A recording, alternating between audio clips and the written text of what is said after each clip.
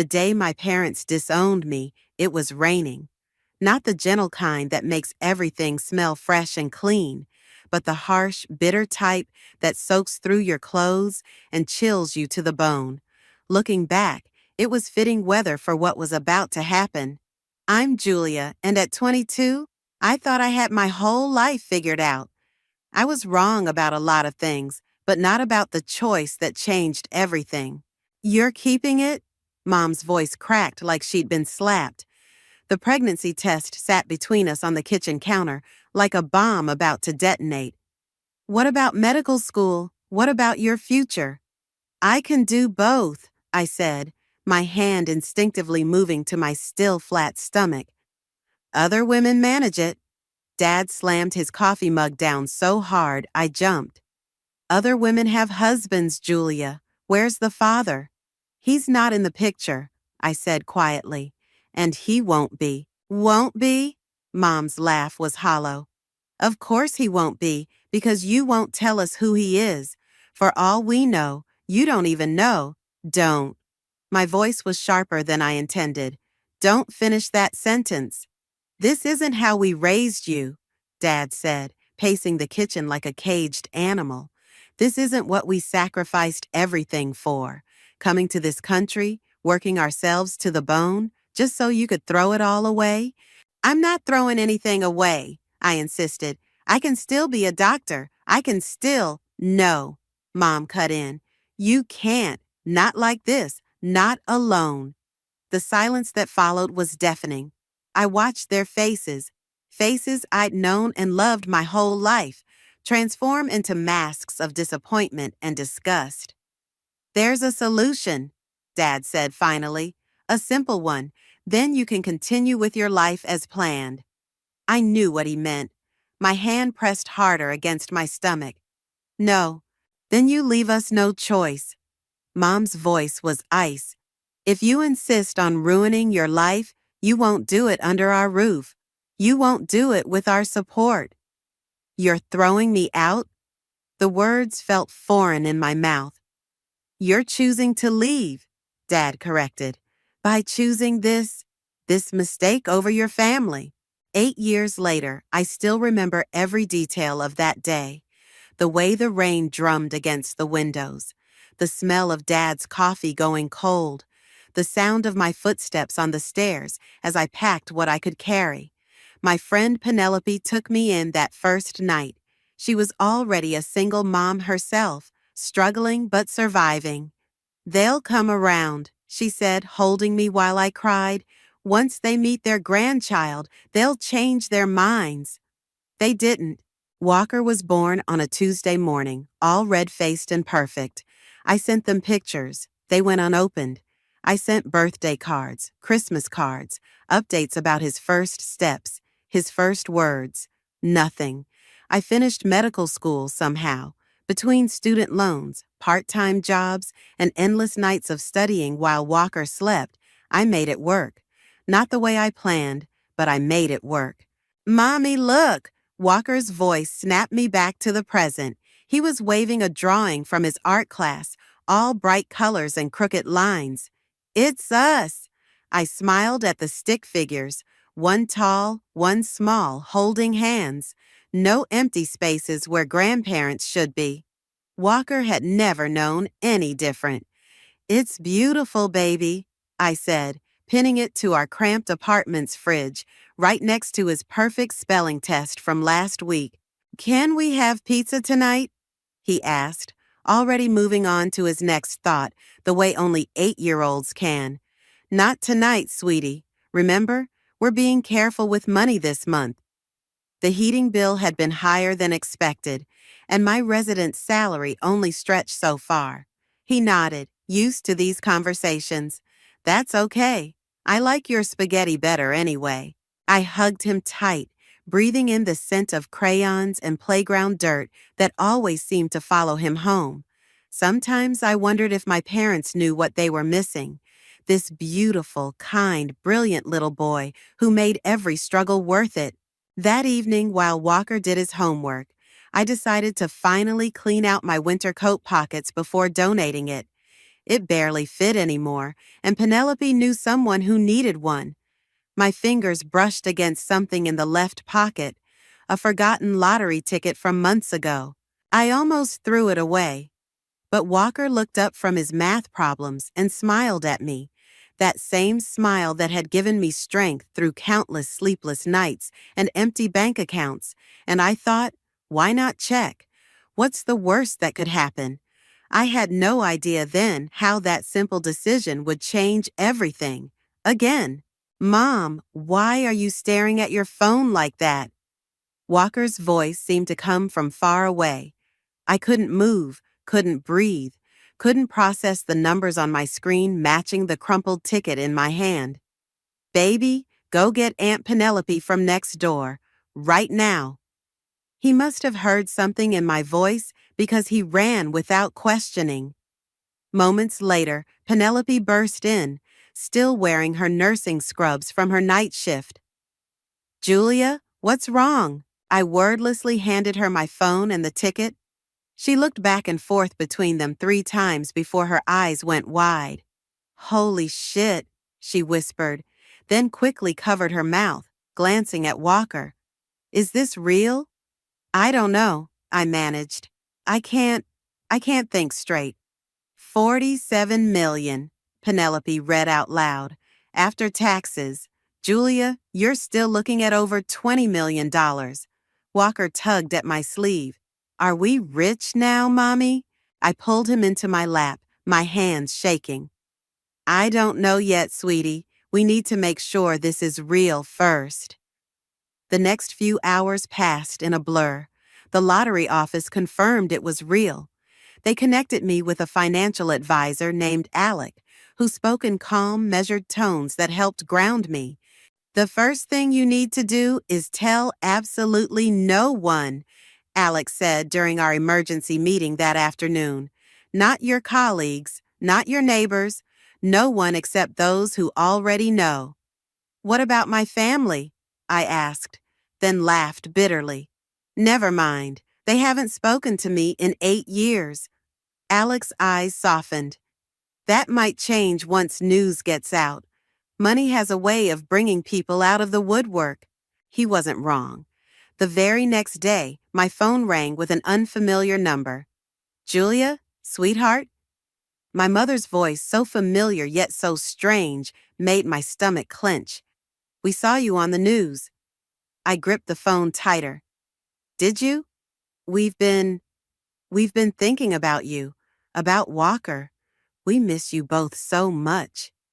8 years, I said, my voice trembling. 8 years of silence, and now you miss us? We were wrong, she said quickly. We know that now. Your father and I, we've changed. We want to make things right. I closed my eyes, remembering countless nights of crying myself to sleep, of explaining to Walker why he had no grandparents at his school events. Julia. Penelope stood in my doorway, concern etched on her face. She'd taken the day off to help me deal with everything. You okay? I covered the phone. It's my mother. Penelope's expression hardened. She knew everything they'd put me through. She'd been there for every tear, every struggle, every moment they should have been. We'd love to see you, Mom was saying. And Walker, your father's already talking about making up for lost time. We could have dinner this weekend? I'll think about it, I said finally. Please do, sweetheart. We love you. We always have. After I hung up, Penelope handed me a cup of coffee. You're not seriously considering it, are you? I don't know. I stared into the cup. Part of me wants to believe they've really changed. And the other part? Wants to tell them exactly where they can shove their sudden desire to reconcile. Walker came home from school then, bursting with energy. Mom, did you tell Grandma and Grandpa about the money? Can they come visit now? My heart broke a little. Of course he'd want grandparents. What child wouldn't? How about we focus on our plans first, I said, pulling him close. Remember what we talked about? His face lit up. A house with a backyard and a dog? That's right. I kissed his forehead. And you staying in your same school with all your friends. Later that night, after Walker was asleep, I sat with Alex's business card in one hand and my phone in the other. My mother had called 3 more times. Whatever you're thinking, Penelope said, joining me on the couch, remember how strong you've been without them. Remember who was there when Walker had pneumonia last year, who helped you study for your boards, who actually cares about you, not your bank account. My phone buzzed again. A text from my father this time. We should discuss your future plans. I know some excellent investment advisors. I showed it to Penelope, who snorted. Of course he does. You know what? I said, something hardening in my chest. I think I will meet with them. Julia. Not to reconcile, I clarified. I want to look them in the eyes when they try to manipulate their way back into my life. I want to see exactly what they're planning. And then what? I thought about Walker's drawing on the fridge, our perfect family of 2, about all the other single mothers out there struggling like I had, about karma and justice and the power to finally stand up for myself. And then, I said, I'm going to make them regret every single day they pretended we didn't exist. The restaurant they chose was exactly the kind of place they'd always loved. All crystal glasses and white tablecloths. I deliberately wore jeans and a sweater, watching my mother's slight wince as I sat down. Julia, darling, she said, reaching for my hand. I pulled back before she could touch me. You look healthy? Dad cleared his throat. Where's Walker? We were hoping to meet him. He's with Penelope, I said. I wanted to talk to you both first. That woman, Mom muttered, then caught herself. I mean, it's good you have friends. A waiter appeared with water and menus. My parents ordered wine. I asked for coffee. So, Dad said, leaning forward, we've been doing a lot of thinking about the past, about mistakes made on all sides. On all sides? I interrupted. What mistakes did I make exactly? Having a baby? Raising him alone? Being successful despite you abandoning us? Now, Julia, Mom started, but a new voice cut in. Sorry I'm late. A man in an expensive suit appeared at our table. Traffic was terrible. Julia, this is Xerxes, Dad said. He's our lawyer. We thought it might be helpful to have him here to discuss arrangements. I stared at them. You brought a lawyer to lunch? Just to help facilitate, Xerxes said smoothly, pulling out a chair. Your parents have been working on a comprehensive plan for family reunification. He pulled out a folder and started spreading documents across the table. My coffee arrived, and I wrapped my hands around the warm cup, watching this surreal scene unfold. We've drafted a proposal, Mom said eagerly, a way to make up for lost time. We could set up a trust for Walker, of course, and there's the matter of the family business. What family business? I asked. The one we're going to start, Dad said. Together, we've already looked at some properties. With your new resources and our experience, stop. My voice was quiet but firm. Just stop. They all fell silent, looking at me with varying degrees of confusion. Julia, Xerxes said, your parents are trying to build bridges here. Perhaps if you looked at the proposals, did they tell you how they kicked me out when I was pregnant? How they ignored every letter, every photo, every attempt I made to contact them for 8 years? Xerxes shifted uncomfortably. Mom jumped in quickly. We've apologized for that, darling. We were wrong. We want to make it right. Make it right? I laughed. By bringing a lawyer to ambush me? By making plans for my money before even asking how your grandson is doing? Now, that's not fair, Dad started, but I stood up. I need to use the restroom. In the hallway near the bathrooms, I leaned against the wall, taking deep breaths. Then I heard voices around the corner. Can't rush her too fast, Xerxes was saying. We need her to trust us before we suggest the investment structure. 8 years we waited. Mom's voice replied. We're not missing this opportunity. Once we get control of the accounts. Eliza, Dad interrupted. Someone's coming. I slipped into the bathroom before they could see me, my hands shaking as I gripped the sink. My phone buzzed. A text from Penelope.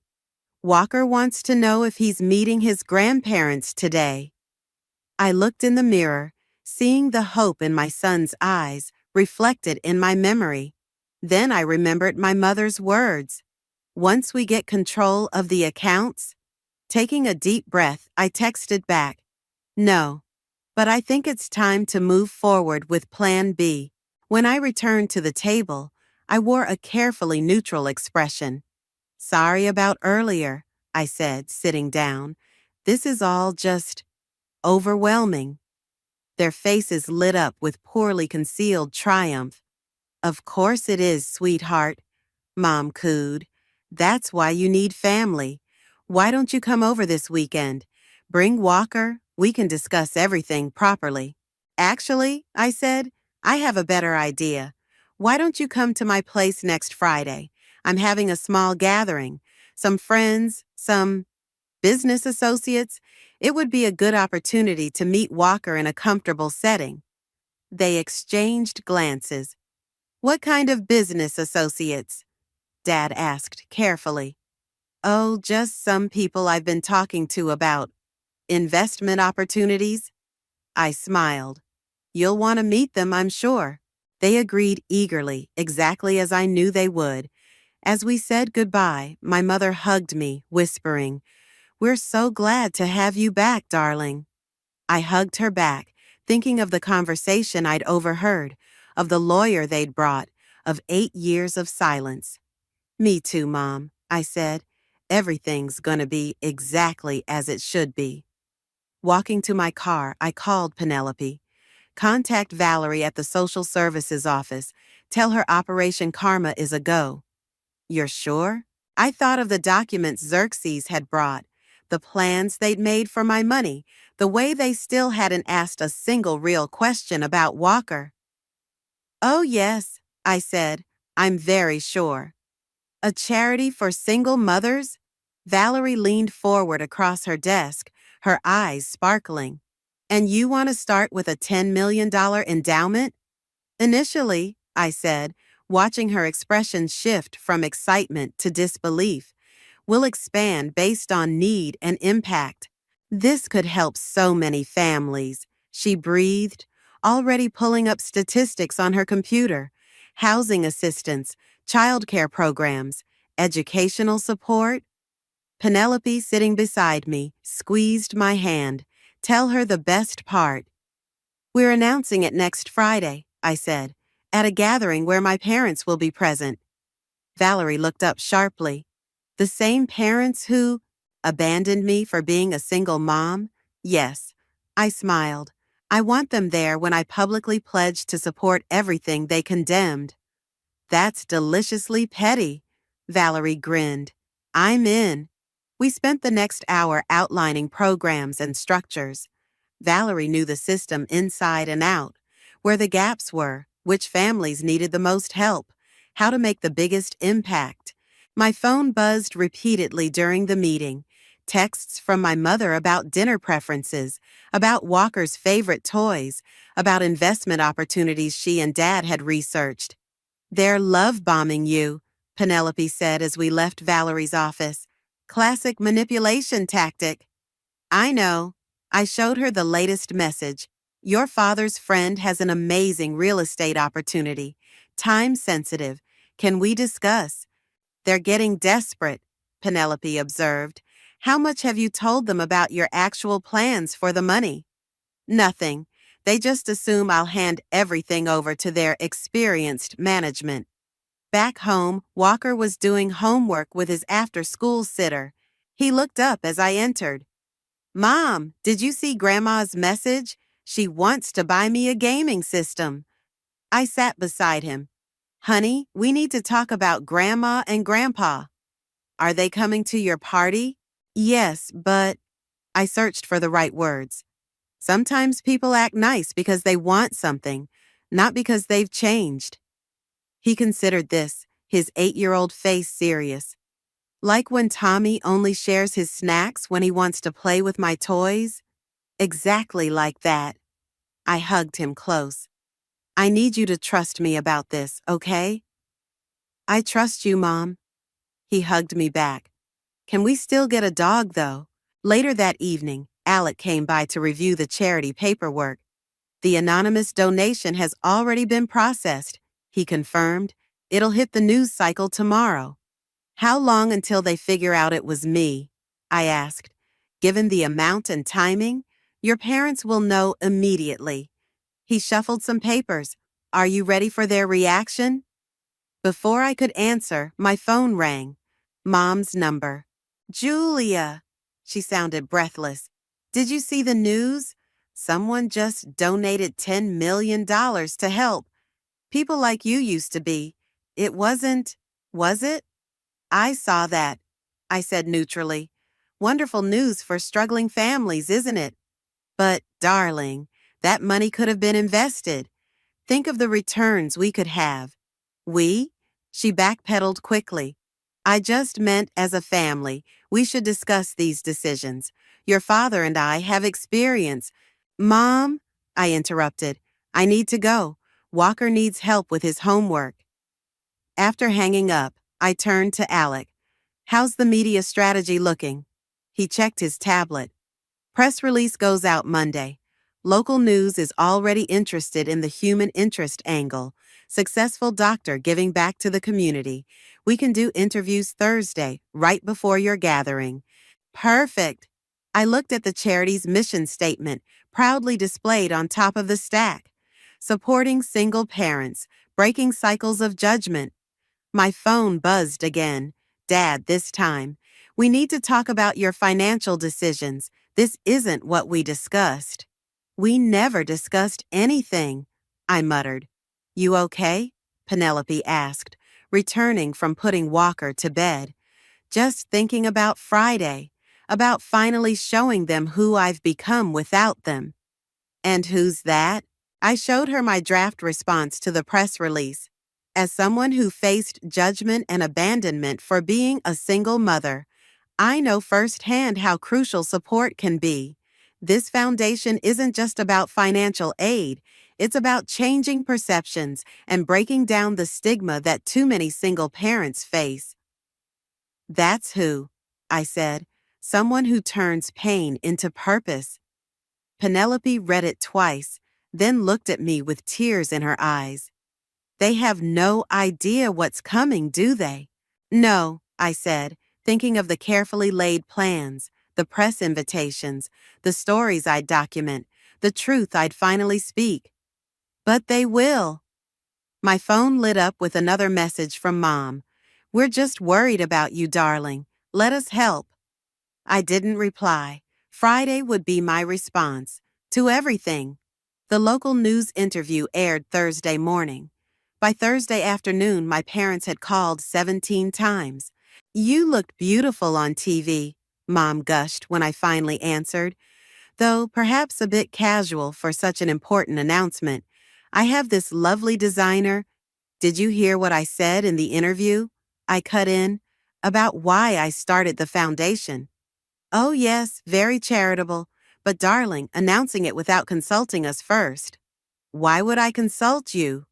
A pause. Well, we're family, and with our business experience. Are you coming tomorrow? I interrupted again. Of course, your father's been talking about nothing else. He's bringing some investment proposals. Great, I said. See you then. The gathering was at a recently renovated community center, the first project my foundation had funded. As guests arrived, I watched my parents take in the reporters, the social workers, the group of single mothers Valerie had invited. Julia, Dad hissed, pulling me aside. What is all this? We thought this was a private family meeting. Did you? Funny, I don't remember saying that. Before he could respond, the center's director called for everyone's attention. Mom grabbed my arm. Darling, perhaps we should discuss things before any announcements. Ladies and gentlemen, the director continued, Please welcome Dr. Julia, founder of the Breaking Cycles Foundation. Applause erupted. I gently removed my mother's hand and walked to the podium. 8 years ago, I began, I was disowned by my family for choosing to be a single mother. I heard my mother's sharp intake of breath. I was told I was throwing my life away, that I would fail, that no one would respect me. I paused, meeting their eyes in the crowd. They were wrong. Julia? Dad started to stand, but Xerxes pulled him back down. Today, I'm a successful doctor, raising an amazing son, and I'm using my lottery winnings, all of them, to ensure no other single parent faces the discrimination and abandonment I did. Cameras flashed. My parents sat frozen. The Breaking Cycles Foundation will provide housing assistance, childcare support, educational grants, and most importantly, a community that supports rather than shames single parents. More applause. I saw Penelope wiping tears, Walker beaming proudly beside her. And to kick off our mission, I'd like to introduce some people. I gestured to the side. These are the first 10 recipients of our housing grants. Each of them has a story similar to mine. Each of them has faced judgment, abandonment, and struggle. And each of them is proving, just like I did, that single parents are capable of extraordinary things. The recipients stood, some holding their children, all receiving thunderous applause. My mother's face had gone pale. Questions? I asked the crowd. A reporter stood. Dr. Julia, your parents are here today. How do they feel about your foundation? I smiled sweetly. Why don't we ask them? All eyes turned to my parents. Dad stood abruptly. This is ridiculous, he snapped. You're making a spectacle of private family matters. We came here to discuss business opportunities. To discuss controlling my money, I corrected, just like you tried to control my life. We were protecting you. No, I said firmly. You were protecting your reputation, your traditional values, your control, and now you're here for my money, not for me or Walker. Mom burst into tears, perfectly timed, perfectly dramatic. How can you say such things? We're your parents. Parents? Penelope stood up. Parents don't abandon their children. Parents don't ignore their grandchild for 8 years. Parents don't show up with lawyers and investment schemes only after their daughter wins the lottery. The reporters were scribbling frantically. Xerxes tried to intervene. Perhaps we should take this discussion private.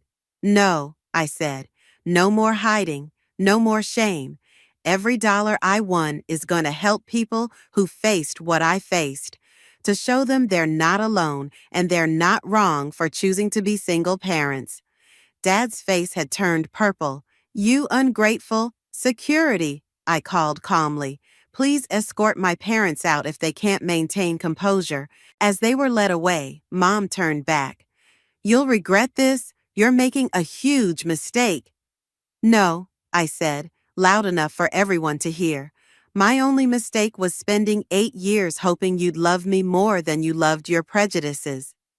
After they left, the event continued.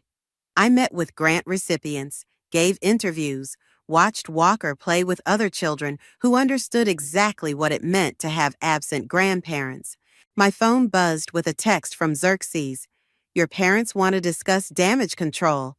I typed back, nothing to discuss. The truth isn't damage, it's freedom. Looking around at the community I'd built, the lives I was helping change, I finally felt free of their judgment, free of hoping for their approval, free to be exactly who I'd become without them. And it felt better than any revenge could have. The morning after the foundation launch, my mother showed up at my apartment unannounced. Her designer handbag was clutched tight against her chest like armor. Your father doesn't know I'm here, she said when I opened the door. Does it matter? I stepped aside to let her in. Coffee? Please. She perched on the edge of my couch, looking around the modest apartment. You could live somewhere so much nicer now. We're moving next month. A house near Walker's school. I handed her a mug. But that's not why you're here. No. She took a shaky breath. What you did yesterday. The publicity? Do you have any idea what this will do to our reputation in the community? Your reputation? I laughed. That's what you're worried about? People are talking, Julia. The country club, the church. Is Grandma crying? Walker appeared in the hallway, backpack ready for school. Mom startled, as if she'd forgotten he existed beyond a concept. Walker, I brought you something. She pulled out a wrapped package. No thanks, he said quietly, moving closer to me. Mom says we shouldn't accept gifts from people who only want to be nice when it's convenient for them. Mom's face crumpled. That's not, I'm your grandmother, are you? Walker asked. Because my friend Tommy's grandmother comes to his baseball games and helps with school projects. You just showed up when Mom got money. I put my hand on his shoulder, proud and heartbroken at how clearly he saw the situation. Time for school, buddy. Penelope's waiting to walk you. After he left, Mom dabbed at her eyes with an expensive handkerchief. You've turned him against us. No, I said firmly. You did that yourself. 8 years of birthdays, Christmases, school plays. Where were you? We were hurt. You defied everything I had a baby. I slammed my coffee mug down. I didn't commit a crime. I didn't hurt anyone. I chose to be a mother, to work hard, to succeed despite you telling me I couldn't. And now you're punishing us. Punishing you? I gestured around. I built a foundation to help others, to turn what you did to me into something positive. That's not punishment. It's growth. My phone buzzed. A text from Valerie. 3 more news stations want interviews. The story's going national. Mom saw the message. You can still fix this. We can release a joint statement. Say it was all a misunderstanding. Get out.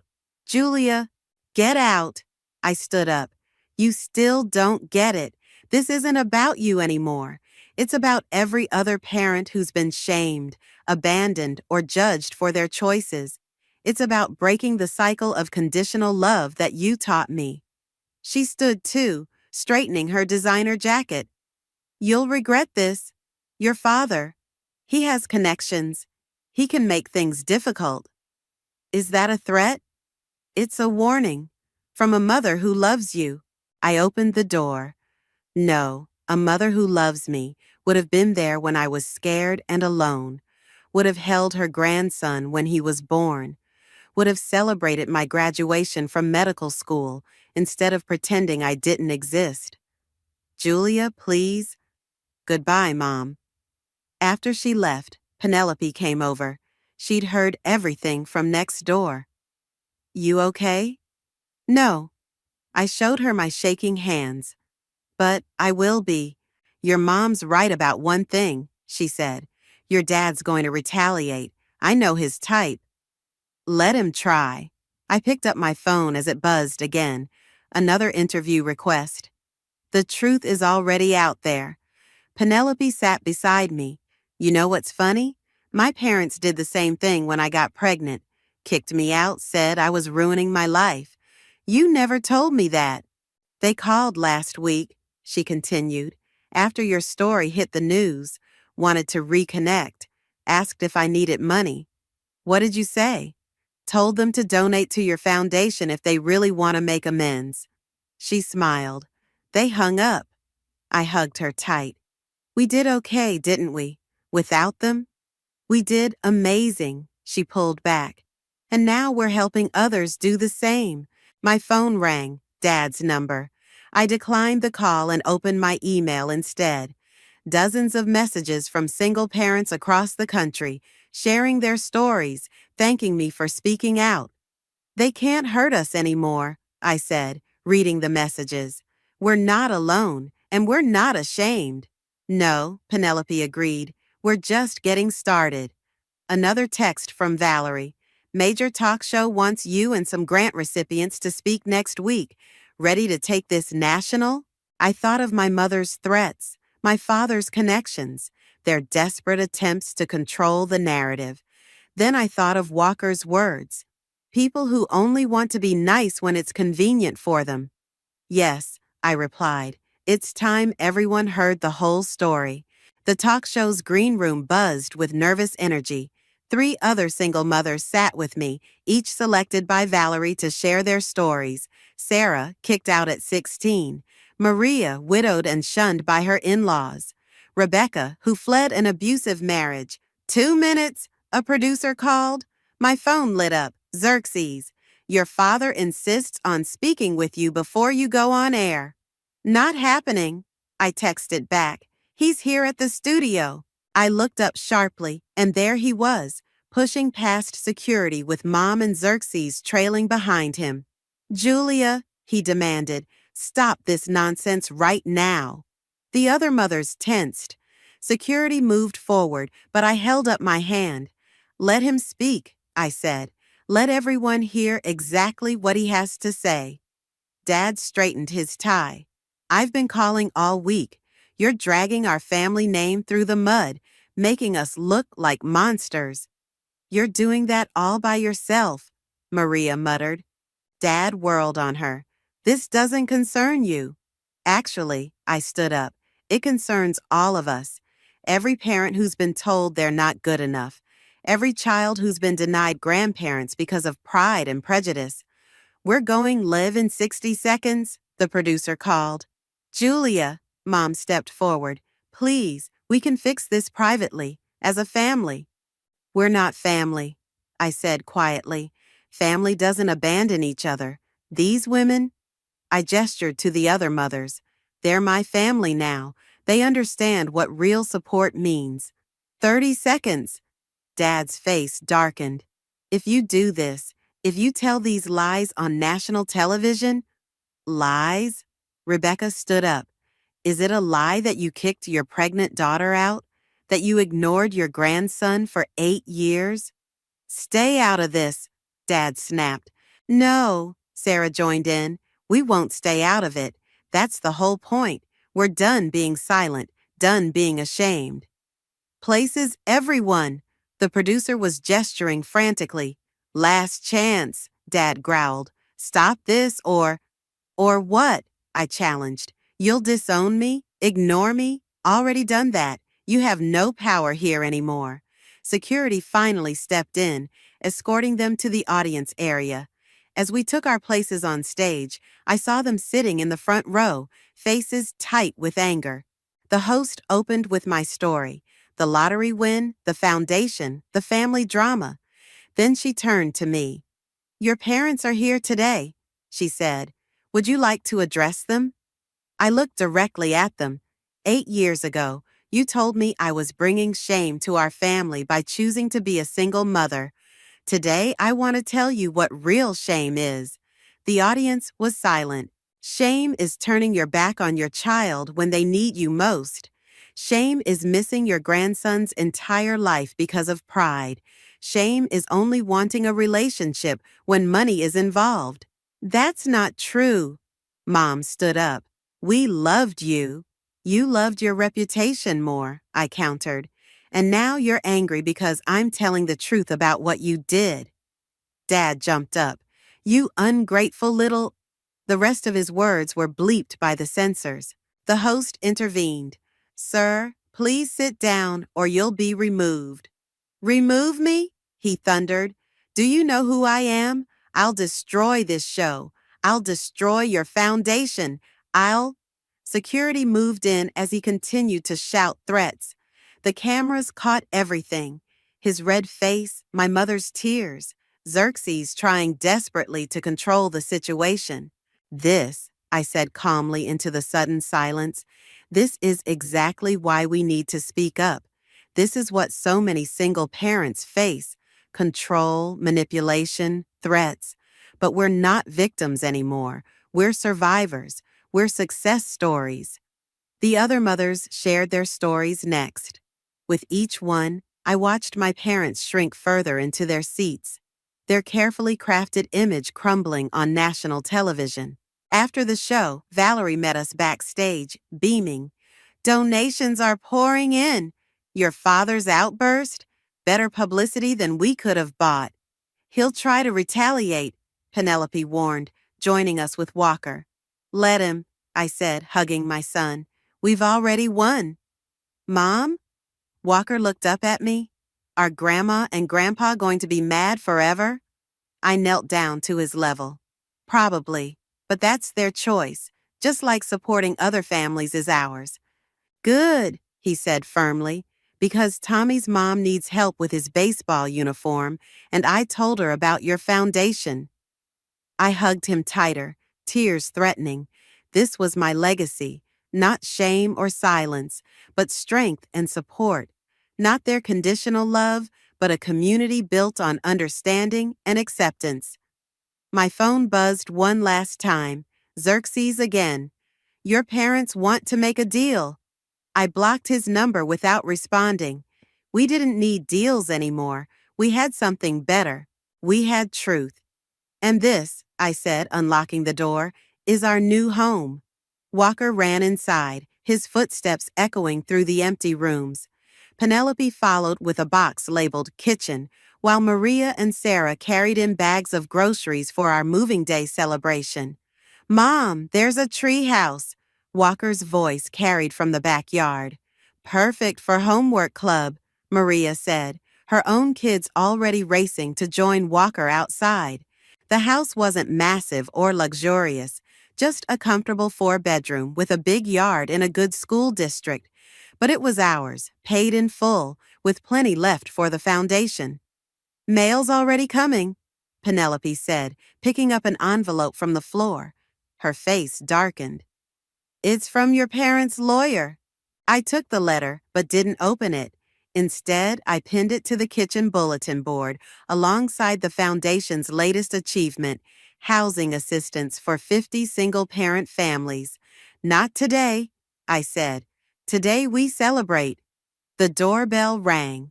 Valerie arrived with more volunteers from the foundation, carrying paint supplies and pizza. Soon the house filled with laughter and chatter as everyone picked rooms to paint. Did you see the news? Rebecca asked, rolling yellow paint onto Walker's bedroom wall. Your father's trying to start a competing foundation, something about traditional family values. Let him, I said. Our waiting list is already 300 families long. There's plenty of need to go around. Ms. Julia? Tommy, Walker's friend, poked his head in. My mom's here. She wants to talk to you. In the living room, Tommy's mother, Janet, stood nervously. I'm sorry to crash your moving day, but I got evicted. Tommy's dad stopped paying child support and, say no more. I pulled out my phone. Maria, can you check if Unit 3B is still available at the new housing complex? Within an hour, Janet was crying happy tears over approved emergency housing paperwork, while Tommy and Walker planned which games they'd play during their next playdate. This is what they'll never understand, Penelope said quietly, watching the scene. It's not about money, it's about community. The letters stayed pinned to the bulletin board as we painted and unpacked, as we ordered more pizza and the kids played tag in the backyard, as the sun set and our little community celebrated not just a new home, but a new kind of family. Finally, after everyone left and Walker was asleep in his freshly painted room, I took down the letter. Inside was a formal proposal. They would publicly apologize if I agreed to redirect foundation funds into a family-managed trust. They would acknowledge Walker if I gave them board positions. They would forgive me if I followed their plans. The doorbell rang again. This time, my mother stood there alone. Before you closed the door, she said quickly, I came without your father knowing. Why? She held out a small photo album. I found these pictures of you from before. I thought Walker might want to see what his mother was like as a child. I took the album but didn't invite her in. That's what you came to say? She hesitated. I watched you today, through the window.